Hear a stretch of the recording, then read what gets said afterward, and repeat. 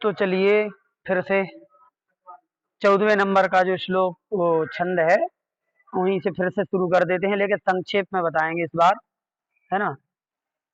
तो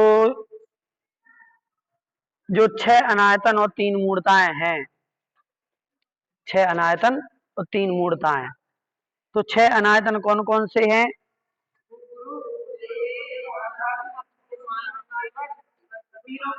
तो कुगुरु, कुदेव और कुवृष। वृष मतलब होता है धर्म, ठीक है। तो कुगुरु कुदेव कुवृष सेवक की नहीं प्रशंस उचरे हैं, अर्थात कुगुरु अर्थात खोटे गुरु, कुदेव अर्थात खोटे देव, और कुवृष, वृष मतलब धर्म अर्थात कुधर्म, कुवृष मतलब कुधर्म। ये तीन तीन ये तीन और इन तीनों के सेवक, तो 6 हो गए। ये 6 क्या है? अनायतन है, ठीक है।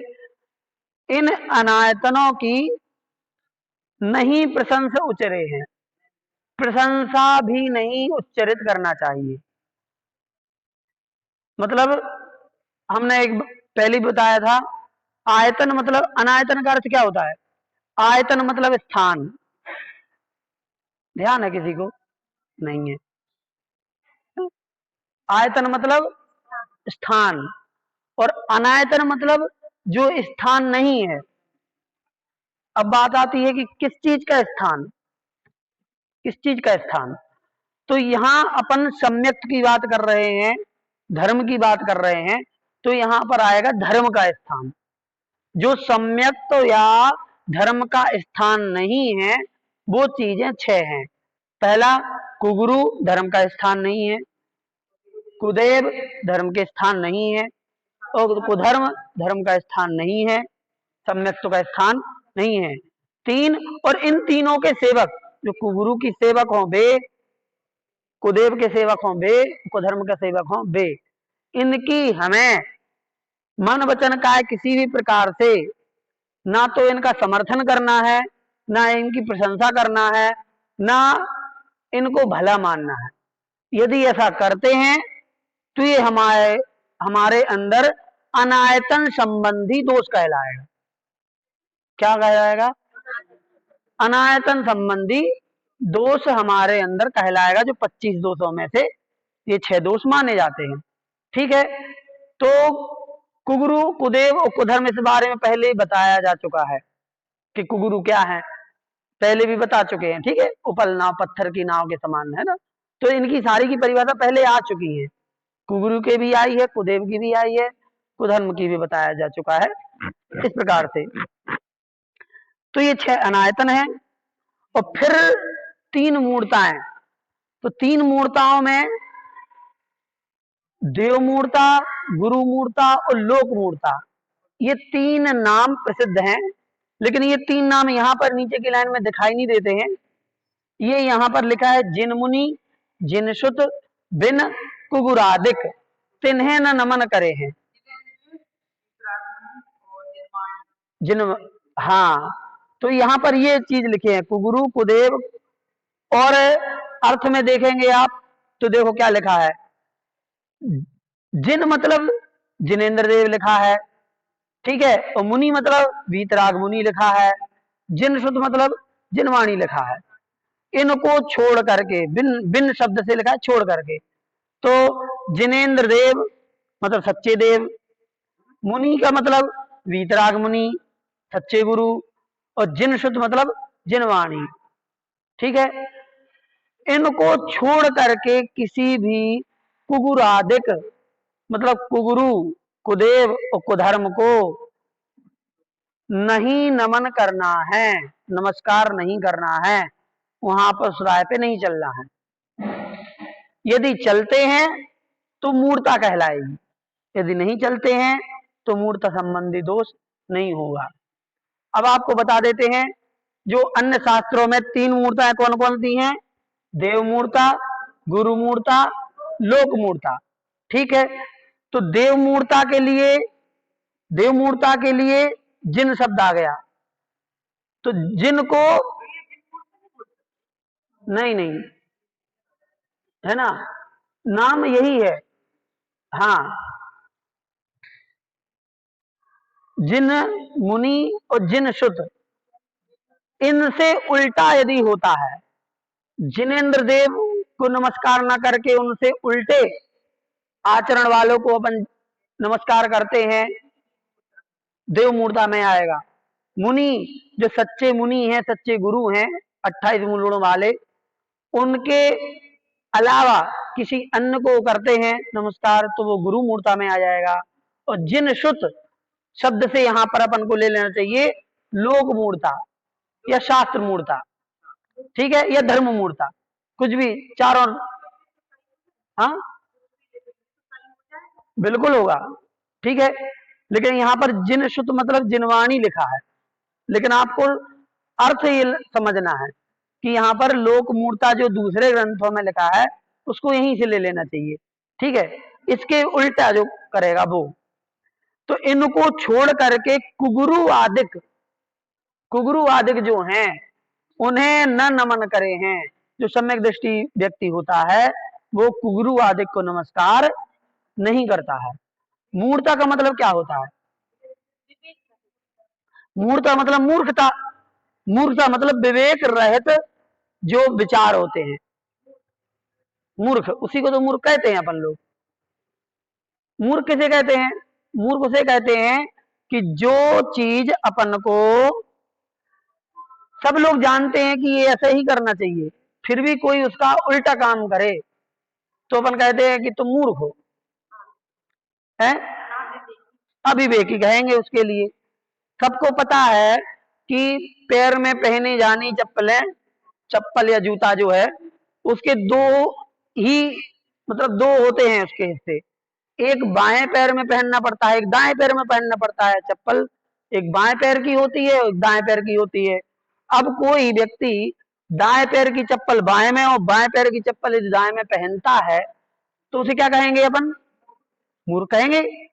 मूर्ख क्यों कहा अपन ने? क्योंकि उसने अविवेक से काम किया, जो सही था वो नहीं किया, ये जो सही करना था वो नहीं किया, जबकि उसके उल्टा कर दिया। ऐसे ही यहां पर लगाओ, कुगुरु कुदेव और कुधर्म, और सच्चे गुरु, सच्चे देव और सच्चा धर्म, यहां पर जाने के बजाय वह कर क्या रहा है? वह अपनी स्वार्थ की पूर्ति के लिए, एक बात ध्यान रखिए, एक ऊपर अनायतनों में भी यही शब्द है, ऊपर अनायतन में भी कुगुरु कुदेव कुधर्म आया है, आया कि नहीं आया? 6 अनायतन में भी यही चीज है, फिर मूर्ताओं में भी यही चीज आ गई है, आ गई कि नहीं आ गई? तो रिपीट हो रहा है ये दोनों जगह। अंतर क्या हुआ? अंतर यही हुआ है यहाँ पे कि ऊपर अनायतनों में तो सिर्फ इतना है कि वो उनकी प्रशंसा कर रहा है, पूजा भक्ति नहीं कर रहा अभी। बात समझ रहे भाभी? है नहीं समझ रहे ना? देखो अनायतनों में अभी आप कुछ और सोचने लगी थी हाँ, इधर देखिए, हमारी तरफ ध्यान दीजिए थोड़े अच्छे से, कि अनायतनों में भी कुगुरु कुदेव कुधर्म लिखा है। आप देखिए पुस्तक में ऊपर की लाइन में लिखा है कुगुरु कुदेव कुधर्म, और उनके सेवक की प्रशंसा नहीं करना, ये अनायतन संबंधी दोष हट जाएगा। यदि करते हैं तो दोष कहलाएगा। क्या, कौन सा दोष? अनायतन का, 6 अनायतन का। अब नीचे मूर्ताओं में भी फिर रिपीट कर दिया, कुगुरु आदिक, मतलब कुगुरु कुदेव उपधर्म, तो रिपीट हो गया कि नहीं? हम ये आपसे सुनना चाहते हैं, ध्यान दे रहे हैं आप? रिपीट हुआ है? हो गया ना? तो हम यही आपको बताना चाहते हैं कि जब एक ही जैसी ऊपर भी कुगुरु कुदेव कुधर्म आ गया और फिर से नीचे, तो अंतर क्या? हाँ, तो ऊपर उन्हीं चीज को अनायतन बोल दिया और नीचे उन्हीं चीज को मूर्ता बोल दिया। यही तो हम समझाना चाह रहे कि अनायतन में भी वही चीज आ गई और मूर्ताओं में भी वही नाम लिख दिए, तो अंतर क्या हुआ उन दोनों में? एक ही जैसे नाम क्यों लिख दिए दोनों जगह? कुगुरु कुदेव कुधर्म को मूर्ताओं में भी लिख दिया, कुगुरु कुदेव कुधर्म को अनायतनों में लिख दिया। तो एक ही चीज दो कैसे हो सकती है? मतलब कुगुरु अनायतन भी है और मूर्ता भी है।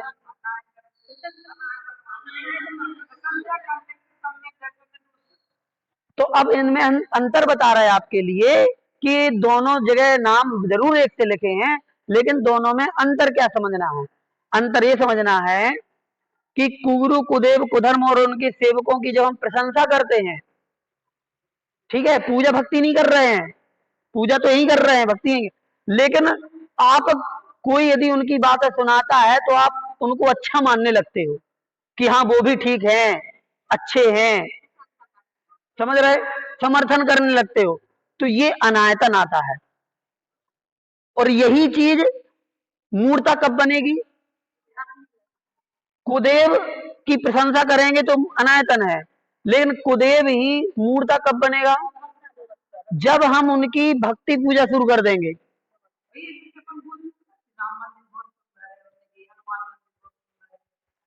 आप हमने पहले भी बताया था कि आपकी दृष्टि क्या है? आपकी श्रद्धा दृष्टि है या कलात्मक दृष्टि है? कलात्मक दृष्टि है। आप कला देख रहे हो तो बात अलग है, आप श्रद्धा पे जा रहे हो तो फिर बात अलग है। तो ये आपको पता रहेगा। जैसे आप हमारे सामने प्रशंसा कर रहे हैं कि यार ये किसी कुदेव को देख करके कि क्या शानदार मूर्ति है, तो ये आपको पता होगा कि आप क्या देख रहे हो, हमें नहीं पता होगा। हमें तो आपके केवल शब्द सुनाई दे रहे हैं, है कि नहीं? तो आपको पता होगा कि आपकी श्रद्धा वहां जा रही है या आप किसी कलाकार की कृति की प्रशंसा कर रहे हो, ठीक है? तो ये जो व्यक्ति बोल रहा है उस व्यक्ति को ही पता होगा, तो ये खुद को देखना होगा। यदि कलात्मक दृष्टि से देख रहे हैं तो बहुत सारी चीजें की प्रशंसा करते हैं अपन, ठीक है, और बाकी फिर श्रद्धा पे जाएगा तो दोष आएगा। तो कुगुरु कुदेव और कुधर्म, तो कुगुरु में खोटे गुरु, ऐसे गुरु जो आपको लालच देते हैं कि ऐसा करोगे तो आपकी जिंदगी का ऐसा हो जाएगा, आप ऐसा करोगे तो ऐसा हो जाएगा, आपकी जिंदगी सवर जाएगी, आपके काम बन जाएंगे, ये हो जाएगा फलाना, जो ऐसे बता करके, और फिर आप उनको उसी स्वार्थ की पूर्ति के लिए आप उनको नमस्कार कर रहे हो। जहां स्वार्थ दृष्टि जुड़ जाएगी वहां पर वो गुरु कुगुरु बन जाएंगे, खोटे गुरु, मूर्ता में आ जाएगा। वो चीज कहां आ जाएगी? मूर्ता में आ जाएगी, क्योंकि आप अपने किसी स्वार्थ को लेकर के कुगुरु के पास आप नमस्कार कर रहे हो, तो वो कुगुरु की भक्ति मूर्ता, गुरु मूर्ता आ जाएगी, वो मूर्ता नाम आ जाएगा। क्यों? आप मूर्ख हो गए। आप उस समय क्या हो गए? प्रशंसा करते समय मूर्ख नहीं है। अनायतन में क्या कर रहे हैं अपन? प्रशंसा कर रहे हैं, तो वो प्रशंसा अनायतन है, अनायतन है। लेकिन यहां पर जब आप उनके चरणों में गिर रहे हैं, उनकी श्रद्धा भक्ति कर रहे हैं, तो आप मूर्ख बन रहे हैं। क्यों? वो मूर्ख बना रहे हैं और हम मूर्ख बन रहे हैं, इसलिए ये गुरु मूर्त आ जाएगी यदि गुरु के पास बन जा रहे, ऐसे गुरु के पास जा रहे हैं।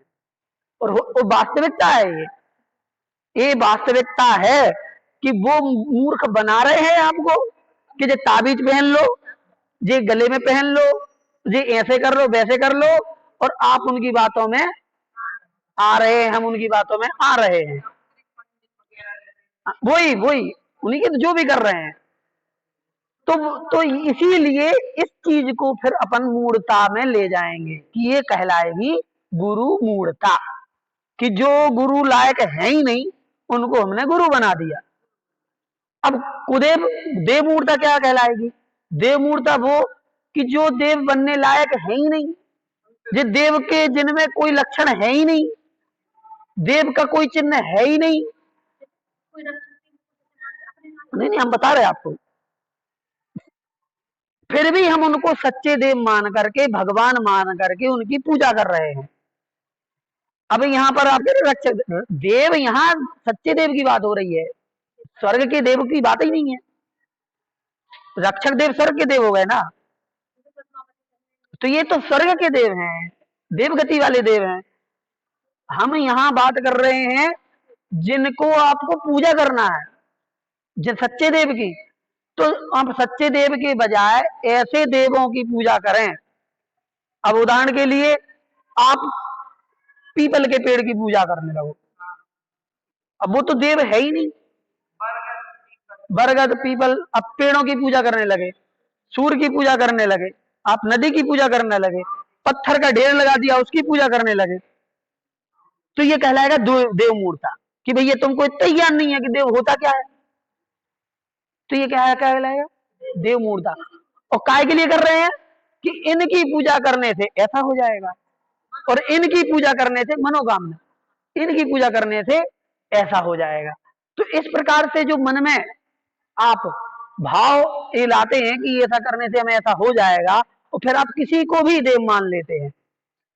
इसमें ये वाले देव भी कहलाएंगे जो हमने अभी बताए, पीपल, नदी, पहाड़ या फिर पत्थर और नदी, ये भी कहलाएंगे। साथ में जो कुदेव हैं, चाहे वो पद्मावती धरणेन्द्र से लेकर के जो देवगति के देव हैं, उनको आप कहां ला रहे हो? सच्चे देवों में गिन रहे। देवगति 4 गतियों की एक गति है, वो रक्षक हैं, तो रक्षक है, ठीक है, वो सच्चे देव में तो नहीं आ सकते किसी भी प्रकार से, तो हम उनकी पूजा करने लगे। क्यों? क्योंकि इनके करने से हमारी रक्षा होगी, मतलब उनने पार्श्वनाथ भगवान की रक्षा करी थी तो वे हमारी भी कर देंगे, तो ऐसा नहीं है, ठीक है। अब ऐसे किसी भी कुदेव की जो रागी द्वेषी हैं, उनको अपन सच्चे देव मान करके और किसी स्वार्थ के साथ अपन पूजा करते हैं, तो देव मूर्ता में जाएगा। बिल्कुल आएंगे, बिल्कुल आएंगे। जो भी रागी द्वेषी, अपन देखो कुकुदेव की पहचान पहले ही बताई जा चुकी है, ये ये पहले ही बताया जा चुका है कि कुदेव की पहचान क्या है। कुदेव की पहचान क्या है, अपन ने क्या पढ़ा पहले? लाइन लाइन किसी को याद है?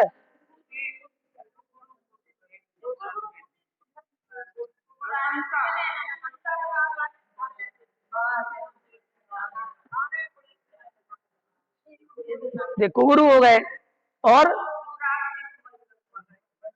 हाँ, ये राग द्वेष मल कर मलिन वनिता गदादिदुत चिन्ह चीन, बस यही है पहचान। जिन जो ऐसे हैं वो कुदेव हैं, बात खत्म। राग द्वेष है, राग द्वेष मल से सहित हैं, वनिता गदा आदि चिन्ह है। अब आप अपने आप घटाओ ना, हमसे क्यों पूछते?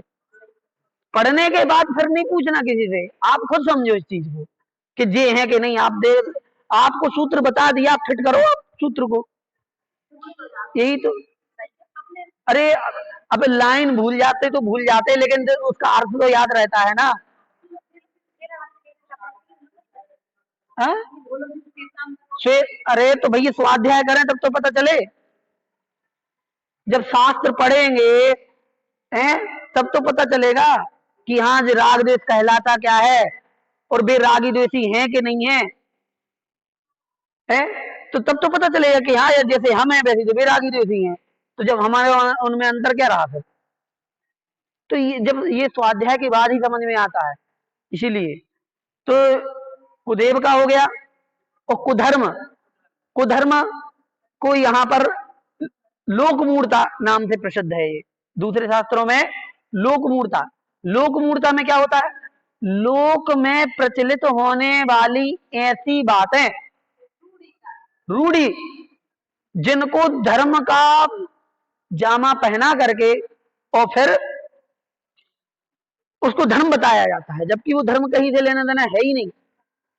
इसके बारे में बहुत सारे हमने पिछले कक्षा में बताया था आपको, कि जैसे कि ये रत्न गंडक श्रावकाचार में इसके एक एक नाम दिए हुए हैं। गिरिपात अग्निपात के उस पहाड़ से आप कूद करके मर जाओ, निश्चित है, मतलब कोई पहाड़, उस पहाड़ से आप कूद जाओ तो नीचे के बजाय आप ऊपर जाओगे, मतलब कल्याण हो जाएगा आपका, बस यहां से मर जाओ। इस नदी में डूब के मर जाओ, इस नदी में स्नान कर लो, है, अग्नि में जल के मर जाओ, गाय की पूंछ पकड़ करके फिर मर जाओ, तो आपको मुक्ति मिल जाएगी आपके दोषों से। ये लोक मूर्ता कहलाती है। ये क्या कहलाती है? लोक मूर्ता। ऐसी बहुत सारी, अभी थोड़ी कम हो गई, पहले इतनी लोक मूर्ताएं चलती थी, वो इसीलिए लोक मूर्ता हो गया है इसका नाम। वही सब कि जिनमें ये कहलाती हैं लोक मूर्ताएं, मतलब लोक में प्रचलित जो मूर्खताएं हैं, मान्यताएं, लोक मान्यताएं, उसको धर्म बता दिया। ठीक है।